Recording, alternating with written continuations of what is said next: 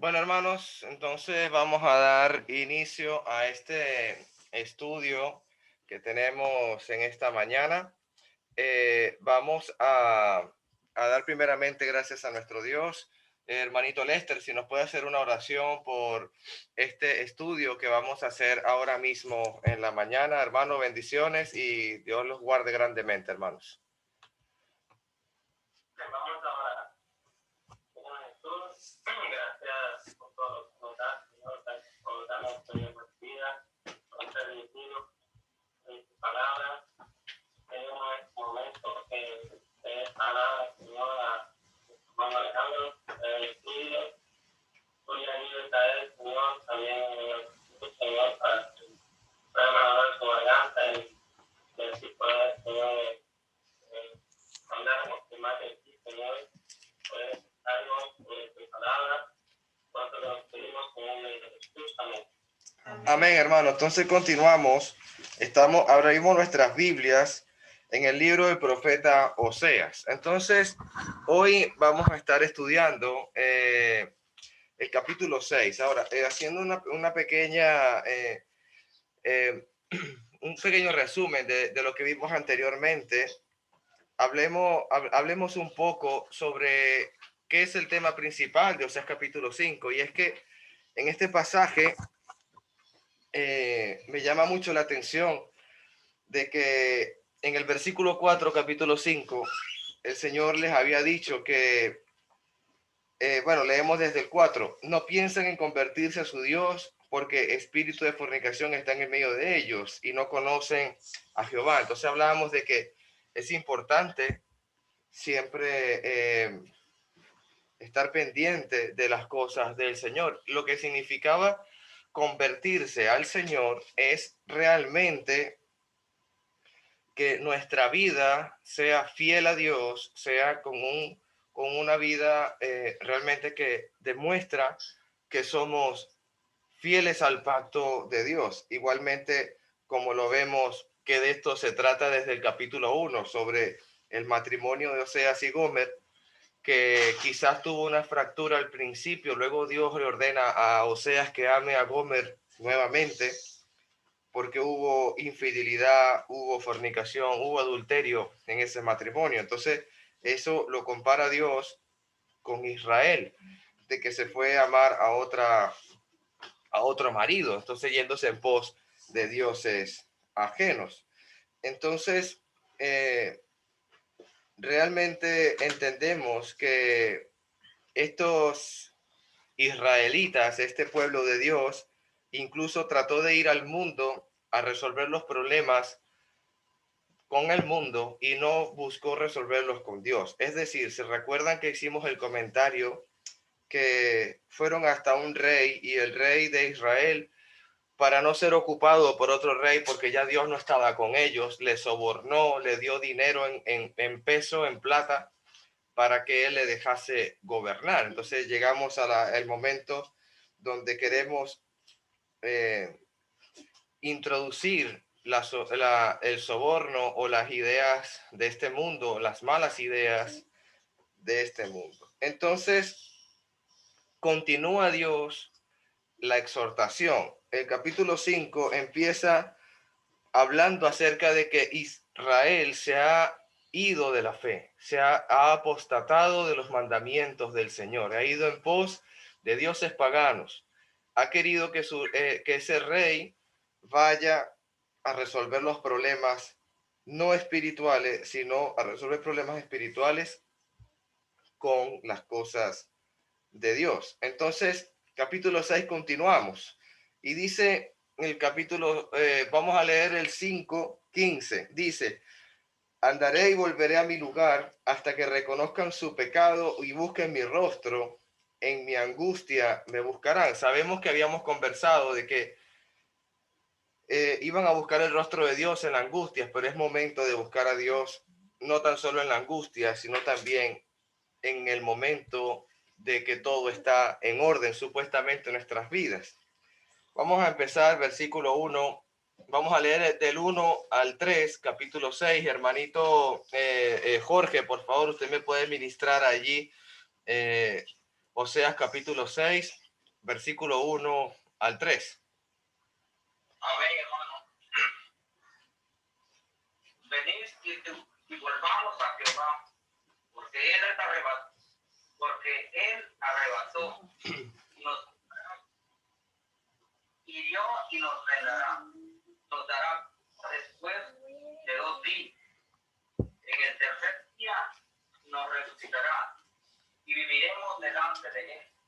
Y conoceremos y proseguiremos en conocer a Jehová, como el alba está dispuesta su salida, y vendrá a nosotros como la lluvia tardía y temprana hasta la tierra.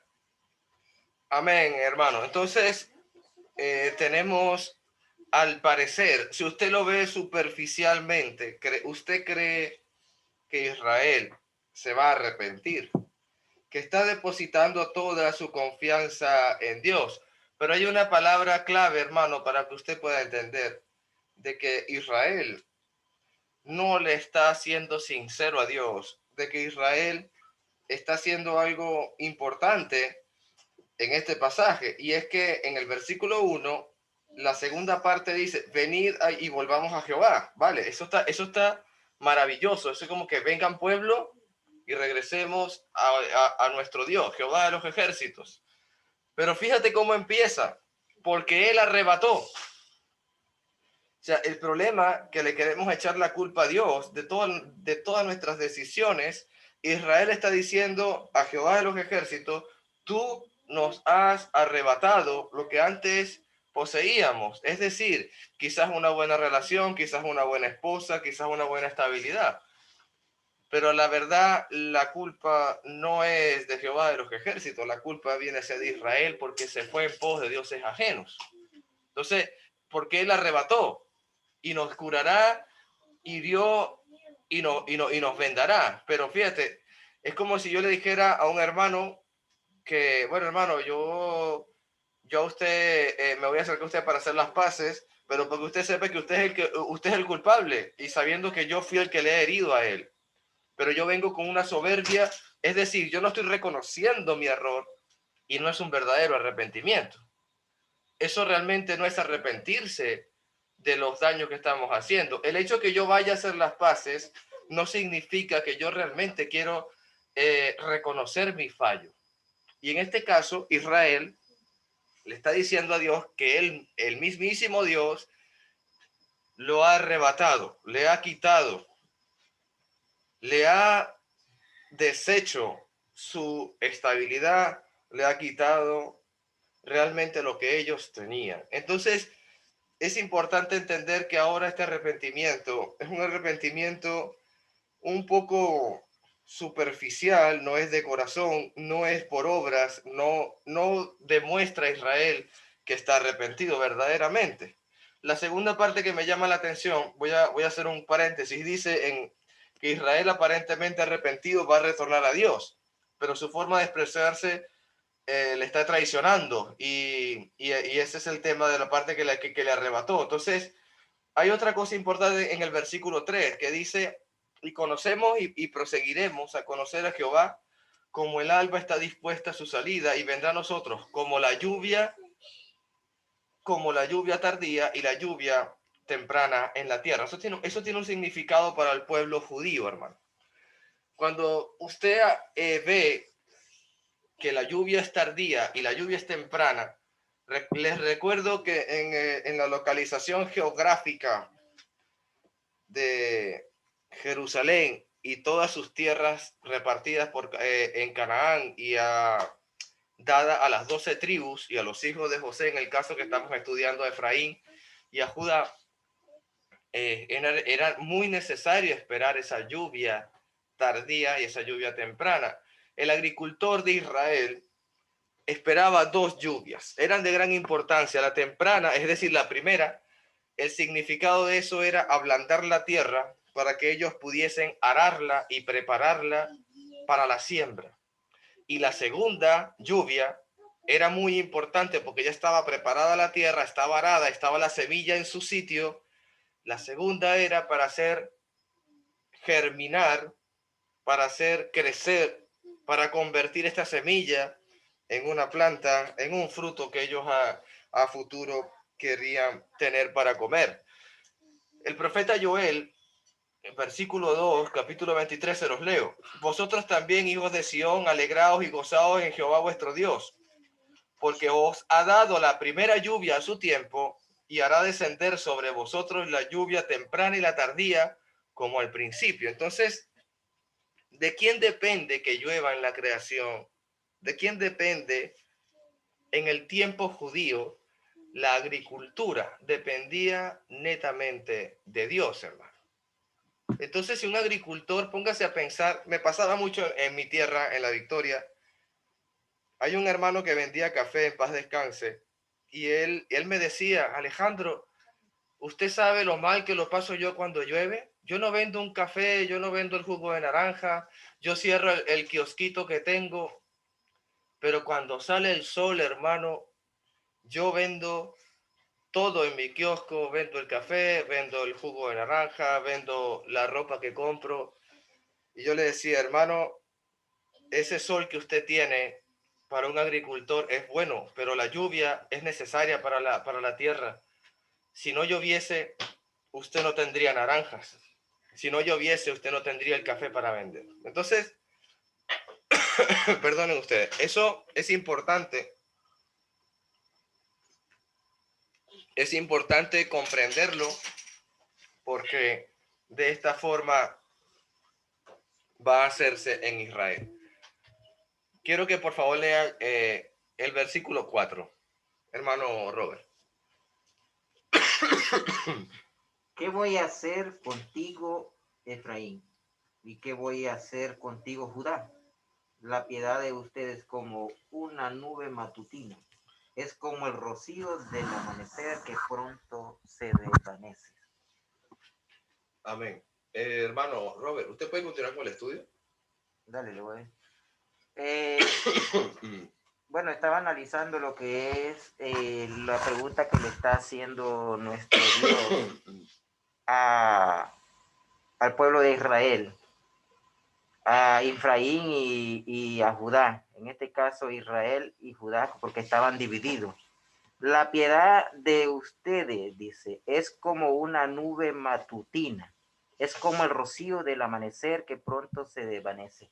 Bueno, por lo general cuando nosotros nos levantamos en la mañana, miramos las nubes que han quedado por el rocío de la mañana, o sea, nos levantamos y miramos aquellas nubes asentadas cerca de los ríos o cerca de las montañas, en la cumbre de una montaña, y al comenzar en las primeras horas de la mañana comienza a desaparecer, al igual el rocío cuando lo miramos en la hierba, cuando comienza a amanecer, y a brillar el sol, entonces eso se desvanece. Así era la piedad del pueblo de Israel y de Efraín. Se desvanecía rápidamente esa piedad. Así es, hermano Robert, una cosa que quiero, ya que voy a ir hablando poco a poco, ¿no? De corrido no voy a poder porque veo que ya la garganta no me va a dejar. El libro de Mateo, capítulo 23, verso 37, Dios nos dice que Jerusalén, Él quiso juntar a sus hijos como esa gallina junta a los polluelos, pero realmente ellos no quisieron, es decir, no mostraron manifestaciones de arrepentimiento, es decir, ellos fueron como ese rocío en la mañana, de la madrugada, que quizás tú los ves allí, ese rocío en la mañana, pero a la final se va a desvanecer con el sol o con el tiempo que ya crees que ya va levantando. Realmente el problema es que ellos no quisieron, hermanos, no quisieron obedecer a los profetas de Dios, que es lo que viene el versículo 5, hermano. Por favor, Robert, continúe usted. Por eso les hice pedazos por medio de los profetas, los aniquilé con las palabras de mi boca. La sentencia contra ustedes brotó como la luz. miramos lo que es los profetas. El pueblo de Israel se encargaba de matar profetas. Toda la voz, la palabra de Dios que venía a través de los profetas, el pueblo de Israel y de Judá los rechazaba y mataba a los profetas. Pero en este caso dice que más bien esa palabra que traía a los profetas los aniquiló con la palabra de su boca. Es decir, los profetas hablaban a través, traían un mensaje especial de Dios y eran un medio para hacerles entender al pueblo de Israel de que estaban en adulterio, de que estaban dejando su primer amor, como dicen los Apocalipsis, Sí. de que estaban fallándole al Dios que los había hecho pueblo y una nación santa. Por eso dice que los aniquiló como una luz. Así es. Y hermano, en Segunda de Crónicas, eso para seguir para continuar, es de el capítulo 24, verso 18, hay un ejemplo sobre lo que está ocurriendo sobre estos profetas. Porque el contexto es importante, porque Dios está utilizando profetas para que ellos se vuelvan a Dios, para que ellos cambien su manera de pensar. Dice en 2 Crónicas 24, 18, y desampararon a la casa de Dios de sus padres y sirvieron a símbolos de acera, a imágenes esculpidas. Entonces la ira de Dios vino sobre Judá y Jerusalén por este pecado. Entonces la ira de Dios viene por la idolatría. Y dice el versículo 19 de 2 de Crónicas 24. Y les envió profetas para que los volviesen a Jehová, los cuales les amonestaron, mas ellos no escucharon. El profeta Oseas va a hacer un trabajo, pero realmente el profeta Oseas, inclusive hasta con su propia familia, va a poner un ejemplo de lo que va a hacer Dios con este pueblo. Y quizás ellos no han entendido, no se han arrepentido realmente de lo que está pasando en este momento. Versículo 6, hermano Lester, si puede leer por favor Oseas, el versículo 6.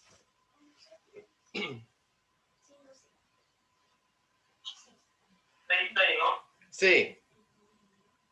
Porque yo quiero ver misericordia, no sacrificio, conocimiento de Dios más que holocaustos.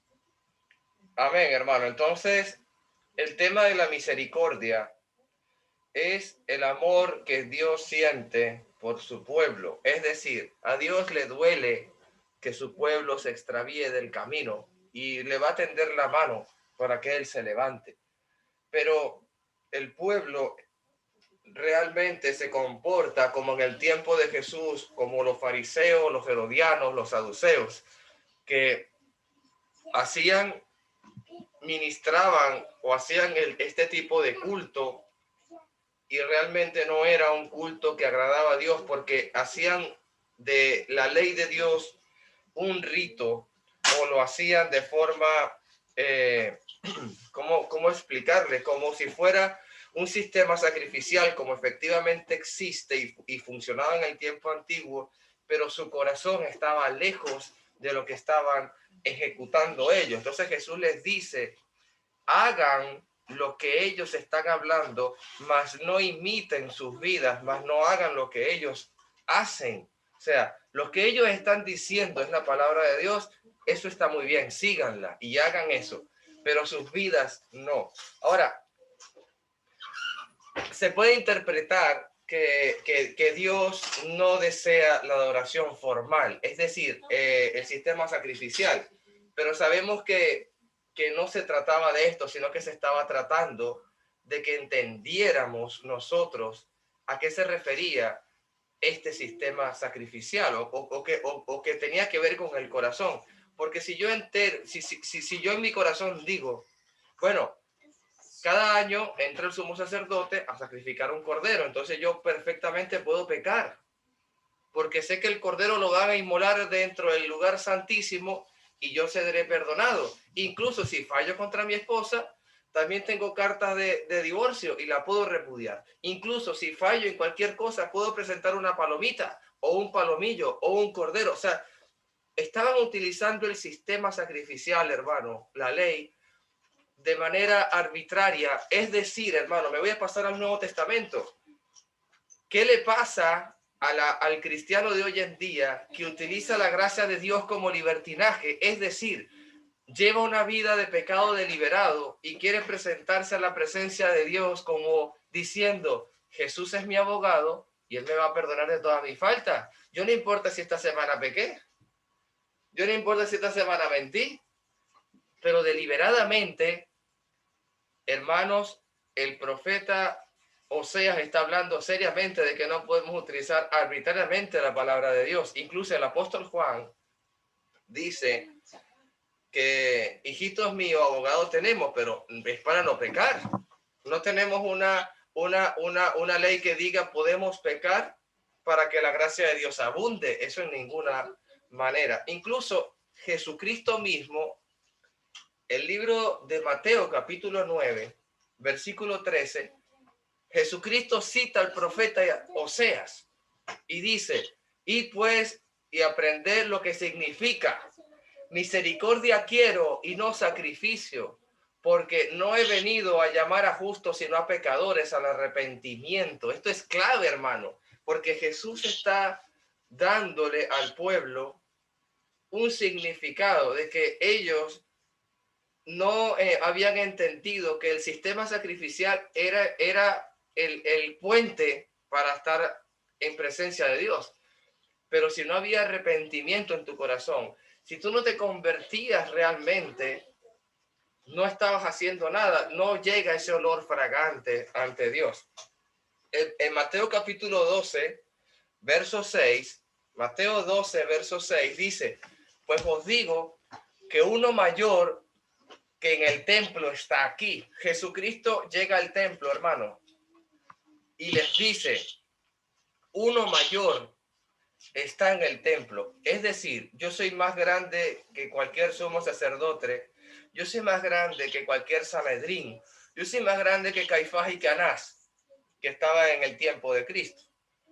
Y mira el versículo 7 como dice, ya que está planteándolo como que yo soy el más grande, que está dentro de este templo, mira lo que dice, si supieses qué significa misericordia quiero y no sacrificio, no condenarías a los inocentes. ¿Por qué Anás y Caifás, les pregunto y quiero escucharles, por qué Anás y Caifás y el Sanedrín condena a Jesucristo siendo un inocente? Eso era parte del sistema sacrificial, eso era parte de la ley de Dios, eso era lo que Dios había enseñado.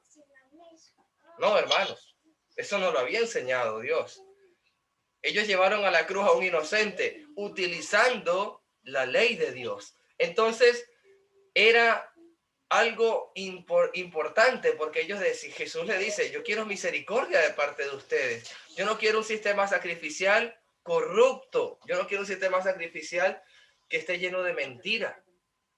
Mira el versículo 8, porque el Hijo del Hombre es Señor del día de reposo. Sabiendo que ellos querían mandar a que los apóstoles no recogiesen ni hagan ningún milagro el día de reposo, es decir, que eso no era lícito hacerlo de esa manera.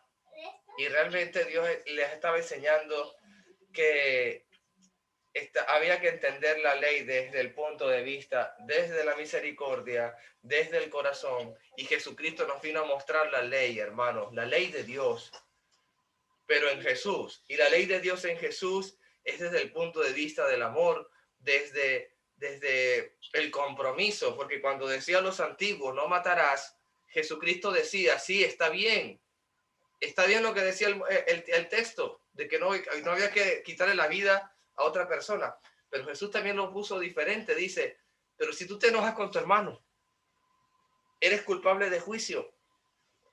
Si tú le dices fatuo o necio a tu hermano, estás expuesto al fuego, al infierno. Jesús mostrándonos la ley desde el punto de vista de la misericordia, Jesús mostrándonos la ley desde el punto de vista del amor. En Oseas 6:6 le pregunto, ¿qué le falta a Israel en la relación con Dios? Le falta fidelidad, le falta compromiso, le falta entender lo que significa un pacto de Dios. Le falta comprender que el pacto no lo puedes quebrar, no lo puedes romper. Yo hoy, y se lo digo a los matrimonios, yo en mi mente y en mi corazón no puede existir la palabra divorcio. Si usted está pensando que como una salida, que usted puede divorciarse, usted no ha entendido lo que significa el pacto de Dios o lo que significa un pacto matrimonial, porque un pacto no se rompe. Un convenio, un contrato, sí, tiene cláusulas para disolverlo. Yo tengo un contrato de arrendamiento y hay una cláusula que dice, cuando el que me arrienda o yo el arrendador deseamos desistir de este contrato, lo podemos hacer. En una empresa, en un arrendamiento, en cualquier situación laboral, yo puedo desistir de un contrato. Pero lo que unió Dios no lo puede separar el hombre. Si usted ha decidido seguir a Cristo, usted hoy no puede decir que estoy rompiendo un contrato con el Señor. Esto no significa que yo puedo entrar y salir de un contrato. Yo no puedo desistir de un contrato y al día siguiente volverme a dar de alta en un mismo contrato, hermano. Esto es algo realmente difícil. Difícil. Versículo 7, por favor, ahí, hermano Jorge, si le puede decir a mi hermanita Gracie o a la hermana Vanessa, por favor, versículo 7. Mas ellos, cual Adán, traspasaron el pacto. Allí prevaricaron contra mí. Amén. Me llama la atención cómo Dios, a través de Oseas, menciona a Adán. Adán como primer hombre en la tierra. Adán, ¿qué hizo Adán, hermanos? Pregúntate, ¿qué hizo Adán? Quebrantó el pacto con Dios, la única ley que tenía. De este árbol no comerás, Adán. ¿Y qué le dijo Dios? Génesis 3, lo conocemos. El versículo 11. ¿Quién te enseñó que estabas desnudo, Adán? ¿Has comido del árbol que yo te mandé que no comieras? Efectivamente, sí, he comido. He quebrantado la ley de Dios. Consecuencias de quebrantar la ley de Dios. Versículo 24, Génesis 3. Echó pues fuera al hombre y lo puso al oriente del huerto. Y en el Edén habían querubines y una espada encendida que se revolvía por todos los lados para guardar el camino del árbol de la vida. Entonces, siempre va a haber consecuencias. Estuvimos estudiando la semana pasada lo que era prevaricar. Les refresco un poco la memoria. Es hacer omisión de la palabra de Dios. Y pues el ejemplo estaba en el capítulo 5 de Oseas, verso 7. Contra Jehová prevaricaron. Pero ahora mismo en el texto de Oseas 6, versículo 7, otra vez el profeta vuelve a repetir, allí prevaricaron contra mí. Nuevamente dándole a entender que es, como decía Jeremías, la esposa infiel, Jeremías 3:20, la esposa infiel abandona a su compañero. Así prevaricaste contra mí, dice Dios a la casa de Israel. Versículo 8, por favor, sí, Gaby lo puede leer. Y 9. Galaad, ciudad de alrededores de iniquidad manchada de sangre, y como ladrones que esperan a algún hombre, así una compañía de sacerdotes mata en el camino hacia Siquén. Así cometieron abominación. Amén. Entonces, ¿qué es lo que está ocurriendo ahora? Fíjate cómo Dios le dice que un sacerdote, ¿de qué sirve un sacerdote, hermano Robert? Usted, coméntenos algo. ¿Para qué funciona en el tiempo de la ley un sacerdote de Israel? Un sacerdote era que hacía la expiación por los pecados del pueblo. Hacía esa expiación haciendo los sacrificios. Por eso es que menciona todo el texto de los sacrificios. Amén. Donde Dios quiere misericordia, ¿no? Es decir, que mostremos misericordia. Ajá. En vez de sacrificio. O sea, en este caso el pueblo de Israel está matando a los enviados por Dios está matando al pueblo que viola el día de reposo, está, bueno, tenemos el ejemplo de Esteban Apedrada, ¿va? Sí, El mismo ejemplo, mataron a nuestro Señor Jesucristo. ¿Por qué? Porque no tenían misericordia. Entonces dije, Dios, yo quiero misericordia, no quiero sacrificio. claro. Y el sacerdote lo que hacía era sacrificio, pero no tenía misericordia. Así es. Entonces, algo impresionante y que me llama mucho la atención. ¿A dónde desciende la palabra de Dios? ¿O quién era la persona que Dios utilizaba para comunicarle algo al pueblo? Aparte de los profetas, aparte de ellos, pero también estaban los sacerdotes. Porque el Dios mismo, hermano, le hablaba a los sumos sacerdotes. Efectivamente, hermano, esto parece algo maravilloso. Esto es una gran bendición que Dios puede hablarle a un sacerdote de Israel. Y es decir, ellos tenían un vínculo entre Dios, el sumo sacerdote y el pueblo. Entonces, ¿quién era el que hacía, como decía mi hermano, quién era el que hacía todos los rituales de culto? El sumo sacerdote, para que el pueblo tuviese un año de perdón. Pero ¿qué pasaría ese sumo sacerdote, como les mencionaba en el capítulo 5? Si nuestros líderes nos guían a un pozo, si nuestros líderes nos están llevando por mal camino, ¿qué tengo que hacer yo para descubrirlo? La palabra de Dios me va a dar a entender quiénes son y quiénes no son realmente hombres de Dios. Entonces, hay un ejemplo muy marcado en la palabra de Dios. Primera de Samuel, capítulo 2. Sabemos que el sumo sacerdote que está en el libro de Samuel, empezando, ¿se acuerdan de la tribulada Ana que se casó con Elcana?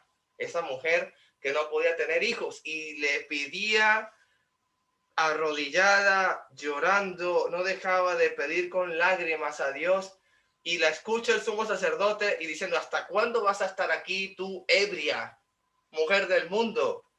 Y Ana le responde al sumo sacerdote que se llama Elí, yo no estoy ebria, yo estoy atribulada, yo estoy dolida, porque yo no he tenido cómo concebir un hijo. Y en el tiempo de los judíos, una mujer que no tuviese hijos era para ellos algo terrible, porque ellas eran bendecidas por sus hijos. Pero ¿qué pasaba con este sumo sacerdote? Elí. Sabemos que de Ana nace Samuel, el gran Samuel. Y Samuel estuvo pequeñito allí y escuchó el llamamiento que mi hermano Roberto predicó hace unos domingos atrás, sobre ese llamamiento. Y Samuel pensaba que lo llamaba Elí, el sumo sacerdote, pero realmente no era, le estaba llamando directamente a Dios. ¿Sabes por qué? Porque Dios había desechado a Elí. Ahora tienes que preguntarte, ¿por qué Dios llama a Samuel y no llama a Elí?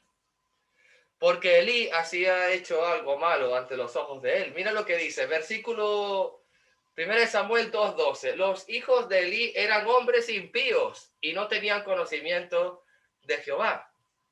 Era pues muy grande delante de Jehová el pecado de los jóvenes, pero los hombres menospreciaron las ofrendas de Jehová por culpa de los hijos de Elí, porque su casa no estaba en orden, porque sus hijos no estaban en sujeción, porque no tenían una correcta relación con Dios, hicieron que el pueblo pecara.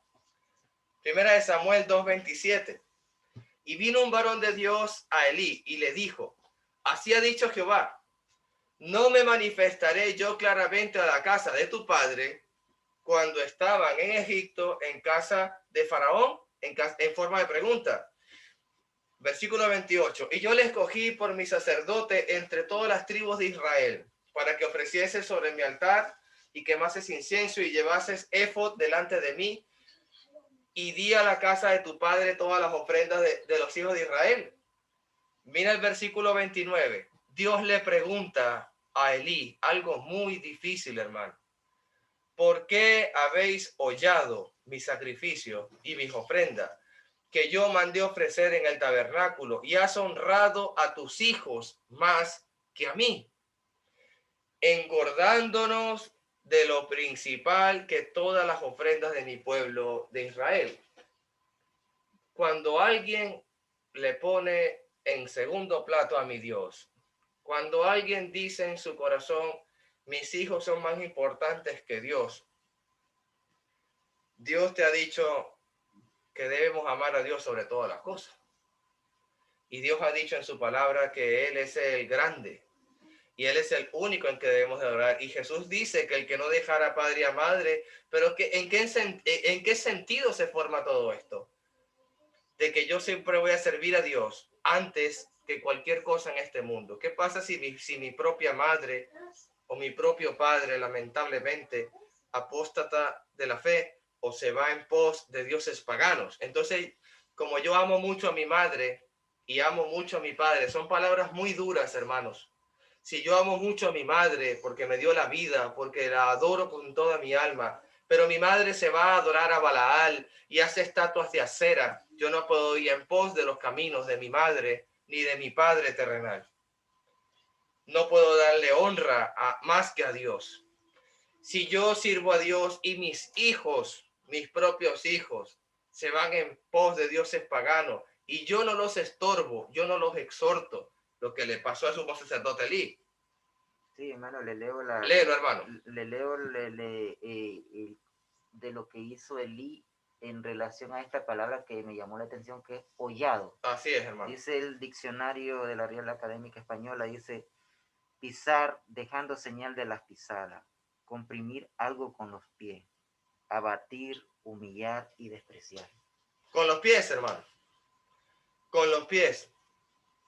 Es algo que los padres debemos de entender, que tenemos que disciplinar a nuestros hijos, exhortar a nuestros hijos, aunque los amemos con nuestra vida, y aún mismo sé que los padres daremos nuestra vida por nuestros hijos. Si a mí me dijeren, si tú das tu vida, tu hija vive, yo doy mi vida, hermano. Yo estoy dispuesto a darla. Porque eso lo dice inclusive la palabra. Ustedes siendo malos hacen dádivas a vuestros hijos. Ninguno que le pida, un niño que te pida pan a ti como papá o como mamá, no le vas a dar una serpiente o una piedra. Pero en este caso, el sumo sacerdote Elí honró más a Dios y permitió que sus hijos sustrajeran y robaran de la ofrenda de Dios. Entonces este caso, hermano, está pasando en Oseas, de que es difícil para el pueblo entender de que los mismos líderes estaban guiando al pueblo al hoyo. Y no necesitamos buscar otro ejemplo, sino en el Nuevo Testamento. ¿Qué pasó con Anás y con Caifás, sumos sacerdotes en el tiempo de Jesucristo? ¿A dónde estaban llevando al pueblo? ¿En qué dirección llevaban? En corrupción, sobornando a Judas para que entregase al Hijo de Dios, dándole dinero, porque eso no lo pagó Roma, eso no lo pagó el César, eso no lo pagó Pilato. El dinero salió del sumo sacerdote y del Sanedrín para matar al Hijo de Dios. El soborno, hermano. La corrupción. No tenemos que irnos a un ejemplo muy rebuscado en la palabra, hermano. Tenemos claramente las cosas como las hemos visto en nuestra palabra. Versículo 10, por favor. Hermano. Dice el 10, en la casa de Israel he visto acciones asquerosas. Allí se prostituyó Efraín y se contaminó Israel.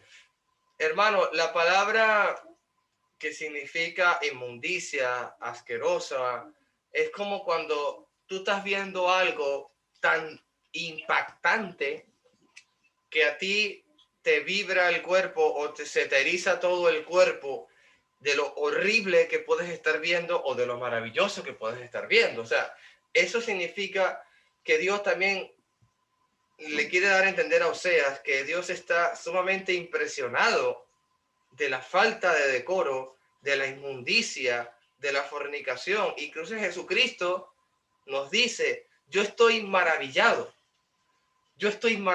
dice Jesús, maravillado porque ustedes no creen. Y también Jesús dice las mismas palabras, yo estoy maravillado de la fe del centurión romano. A Jesús le impresiona mucho tanto la falta de fe como la gran posesión de la fe. Son dos cosas que tú quieres impresionar a Cristo, a Dios. Ten mucha fe o simplemente no creas en Cristo. Eso le va a impresionar muchísimo a nuestro maestro. Eso lo dice la palabra. Versículo 11. Para ti también, oh Judá, está preparada una siega, cuando yo haga volver al cautiverio a mi pueblo. Con eso terminamos. Entonces, cuando el pueblo es una frase que me indica donde ellos van a irse lejos de Dios, donde van a estar prisioneros de Dios. Entonces, ¿qué resumimos en el capítulo 6 del libro de Oseas? Es un tema, hermanos, que Dios sigue exhortando, dándole una segunda oportunidad al pueblo de Israel.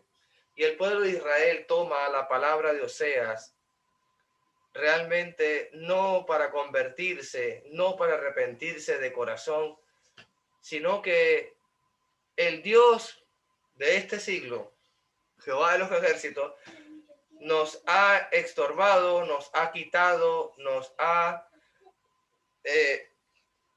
estado en un momento de que mi bendición no proviene de ti, yo no le voy a honrar a Dios. Entonces, tenemos que comprender que Dios desea que este pueblo se vuelva de su maldad, que sea fiel al pacto, que no se vaya como una mujer adúltera, que no sea como ese pasaje que leímos de que misericordia quiero y no sacrificio, porque sea realmente el corazón del hombre.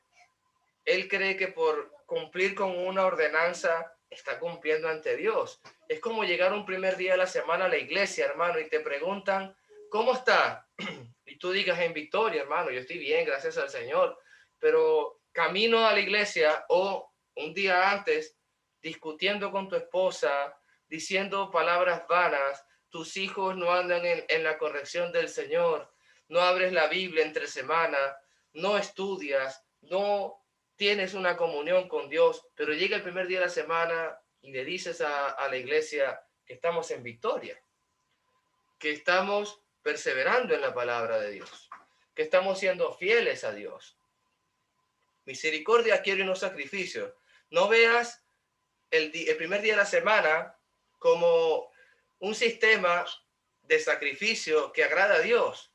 Tienes que ver, el cristianismo se ve como un estilo de vida. Y no es solamente el domingo. Yo mañana sigo pensando en Cristo, hermano. Amén. Yo el martes anhelo seguir estudiando de Cristo. Y el miércoles y el jueves. Yo nada más se me van pasando los días y hay una cosa nueva que deseo aprender de mi Dios. Misericordia quiero. Yo no quiero sacrificio. Yo no quiero tener mi vida en un sistema de sacrificio cuadrado, de que ya va, llegó el día domingo, 11:30 de la mañana, tengo que congregarme para tener una relación con Dios. No, esto no es matemática, hermano. Estamos hablando de que es un sistema de vida, de que tú te levantes en la mañana y tienes que darle gracias a Dios. Los que tenemos familia, los que estamos solteros, los que tenemos una hija, los que no tenemos hijos, dale gracias a Dios por todo, por el café, por el agua, por el vestido. El hermano que nos predicó como invitado el día miércoles decía, él le tiene que dar gracias a Dios por el champú, el jabón y el agua que decae, porque mucha gente no tiene ese privilegio, hermano, de bañarse, de beber agua, de que él se levante en la mañana y que tenga a su esposa. Él comentaba, Dios le dio una segunda oportunidad para poder amar a su esposa, ver a sus nietos y disfrutar de la congregación.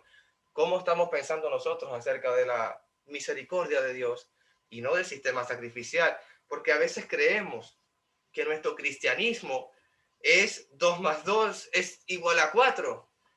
Y Dios nos está diciendo, yo no quiero que veas tu vida de esa manera. Nuestra vida debe ser una vida que agrade a Dios.